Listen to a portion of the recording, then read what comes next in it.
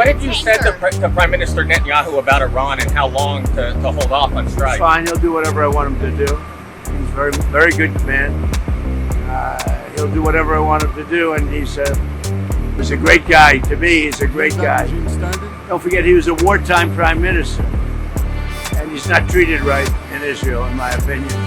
I'm right now at 99% in Israel. I could run for prime minister, so maybe after I do this, I'll go to Israel, run for prime minister. I had a poll this morning, I'm 99%, so that's good. But no, he's a wartime prime minister, and I just don't think they treat him well. I think they have a president over there that treats him very poorly. You're on the same page with him. All races last night, every one of them, and we have a great candidate, I believe, in Texas. And I believe the Texas candidate, who's Ken Paxton, I think he'll win. I think probably he'll win very substantially.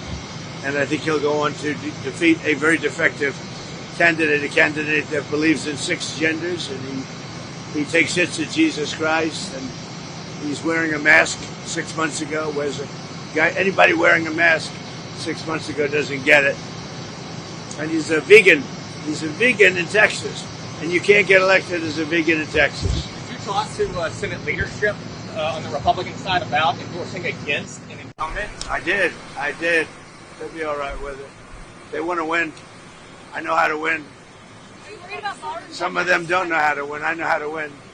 I think I've proven that, haven't I? Are you worried about the ballroom funding, Mr. President? There's No, speculation that could be. the ballrooms are being built. I'm building the ballroom. You saw it yesterday, right? Yeah. We're building a great ballroom. It's been needed. It's a very military complex. The roof is actually a drone port. The roof of the ballroom is a drone port, and it gives great safety to everything below. So it's good. We're building a really great ballroom, but it's also a strong military position for our people. Do you think Vance or Rubio did better in the press briefing, or it's Do I think who? Vance or Rubio did better in the press briefing? I think they both did great. What do you want me to say, right? I think they both. Do you like that? That's pretty good, though, right? I think they both did good. I watched both of them. Both very good men, really are. Did you have a call with Prime Minister Netanyahu? When her husband votes against me all the time, can you imagine? I don't know what's with him. You better ask him what's with him. Her husband, she's married to a certain congressman. He likes voting against Trump. You know what happens with that? Doesn't work out well. I don't know why he does. Mr. President, are you going to Taiwan, do you have any plans to call President Lai before you make your decision on the arms deal? What? Do you have any plans to call President Lai of Taiwan before you make a decision on the weapons package? Well, I'll speak to him. I speak to everybody. We have that situation very well in hand. We had a great meeting with President Xi. It was amazing, actually. It was amazing. Many of you were there. We'll work on the Taiwan problem. What have you said to Prime Minister Netanyahu about Iran and how long to hold off on strike? He's fine. He'll do whatever I want him to do. He's a very good man. He'll do whatever I want him to do, and he's a great guy. To me, he's a great guy. Don't forget, he was a wartime prime minister, and he's not treated right in Israel, in my opinion. I'm right now at 99% in Israel. I could run for prime minister, so maybe after I do this, I'll go to Israel, run for prime minister. I had a poll this morning. I'm 99%, so that's good. But no, he's a wartime prime minister, and I just don't think they treat him well. Mr. President, are you too? I think they have a president over there that treats him very poorly. You're on the same page with him on Iran? Yeah. Have you spoken to anyone about replacing Lauren Boebert after she? If somebody comes along, I'd look. It's a little late in the race, but if somebody comes along, I'd look. Certainly. The Poland troops, sir. Brad, do you see yourself in him at all? A former reality TV star? No, I'd like to see him do well. He's a character. I don't know him. I assume he probably supports me. Does he support me? So? I think so, yeah. I heard he does. I heard he's a big MAGA person.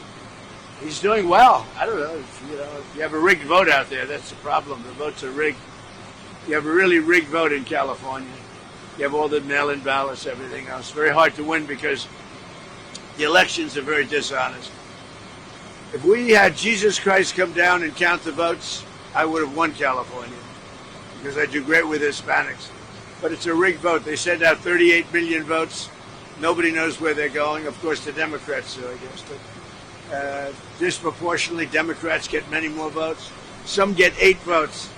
They get 8 cards. And Republicans have to call in, where's my card? It's a rigged system. One of the most, not the worst, I'll give you a list. Maybe I'll do my list. But California's one of the most dishonest states for voting. What's your message to the cadets today? Just enjoy your life, you know. I enjoy it. They're great guys. It's my second time at the Coast Guard Academy. They're great guys. We like them. You know, you don't realize how important Coast Guard is until you have a hurricane. And I remember the big hurricane in Texas where these kids go on boats and they go into the waves that are 20 times higher than the boat. And I say, can they really make it? I'm watching this. And they say they find a way, but they were going into waves, these massive waves, to save people that were inside. And you don't realize it, but boy, they are good. They are good seamen. They are unbelievable. I wouldn't want to do it. Mr. President, I'm a very brave person, but I wouldn't want to do it. what do you make of President Xi meeting with Putin this week? Well, he told me he was going to. I think it's good. I get along with both of them, but I think it's good. I don't know if the ceremony is quite as brilliant as mine. I watched. I think we topped them. Good team. But no, I get along with Putin. I get along with everybody, but your husband and a few others. On the Iran deal, would you be open to a limited deal that just covered the Strait of Hormuz? What does that mean? On Iran, just a limited deal just for a longer ceasefire. We'd have to open the Strait. That would open immediately. So we're going to give this one shot. I'm in no hurry. You never think, oh, the midterms, I'm in a hurry. I'm in no hurry. Ideally, I'd like to see few people killed as opposed to a lot. We can do it either way, but I'd like to see few people killed. I just wonder whether or not they have the good of the people, because some of the things they're doing to me means they don't have the good of the people, and they have to have the good of the people. There's a lot of anger now in Iran because people are living so badly. There's a lot of foment that we haven't seen before so much, and we'll see what happens. Is it taking longer than you expected it would to make a deal with Iran? Well, let's put it this way. You were in Vietnam 19 years, right? You were in Afghanistan and these other places 10 years. You were in Iraq. How long were you in Iraq? 12 years. You were in Korea for 7 years. World War II is different. That was 4 years. I'm in for 3 months. And much of it's been ceasefire. So, and you know what? You lost hundreds of thousands of soldiers in these various wars. In 2 wars, Venezuela, where we lost nobody, and here, we lost 13 people.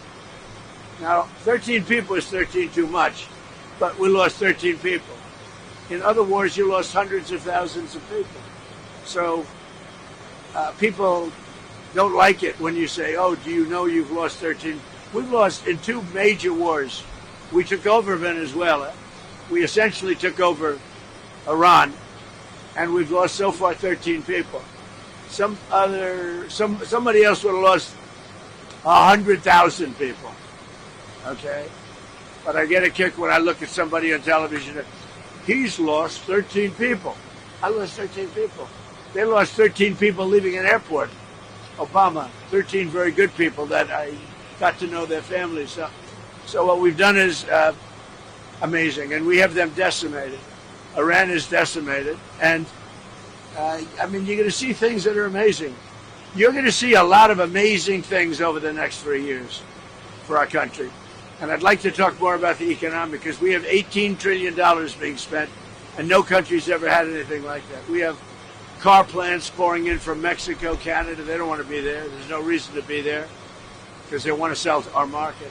We have car companies and plants coming in from Germany, from South Korea, from Japan, coming in by the billions. And they're being built now. You're going to see things that nobody thought was possible. You're going to end up saying he's the greatest president that ever lived. Goodbye, everybody. James told me over the weekend, Mr. President, he suggested that there's still people in your DOJ and FBI that are waiting you out. They're waiting until your administration is over to get back to work. Do you think those people are still in the DOJ and FBI? I hope not. Well, we're going to seek them out. We'll seek them out. We'll get rid of them. Okay? Because you have in every agency, you have scum. And certainly they did it at the FBI and DOJ. But Todd Blanch is doing a fantastic job. Cash is doing a very good job. So we will prevail. I've been standing here a long time with you, many years, right? And they've been saying, I think it's it. I think he's trouble. Okay? Here I am, you know. It's a very constant situation. But I think you're going to find that we have great people in the FBI. And we have great people in DOJ. Todd Blanch has really been doing a great job. And a lot of things to come. We have a lot of things that are coming right now. So it's going to be great. Our country's doing well. Thank you very much. Thank you, Mr. President.